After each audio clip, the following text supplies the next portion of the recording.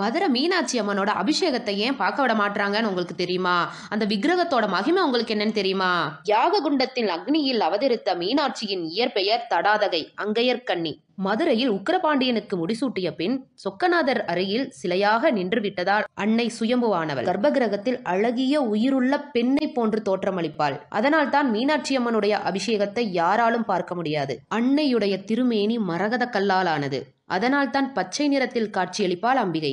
அன்னையினுடைய வலது கால் சற்று முன்னோக்கி இருக்கும். ஏனென்றால் தன்னுடைய பக்தர்கள் அழைப்பிற்கு ஓடோடி வருவதற்காக. பச்சை நிற மேனியை உடைய மீனாட்சி கையில் பச்சை நிற கிளியை ஏந்தி இருப்பாள். மற்ற கோவில்களில் உள்ள தெய்வங்கள் அர்த்தஜாம பூஜை முடிந்து, பள்ளியறை பூஜை முடிந்து அனைத்து தெய்வங்களும் உறங்கச் செல்வதாக ஐதீகம். மீனாட்சி அம்மன் கோவிலிலும் அர்த்தஜாம பூஜையும் உண்டு, பள்ளியறை பூஜையும் உண்டு. ஆனால் மீனாட்சி உறங்குவதே இல்லை. காரணம், அள்ளும் பகலும் மாந்தர் குலத்தை ரட்சிக்கக்கூடிய ஒரே தெய்வம் மீனாட்சி.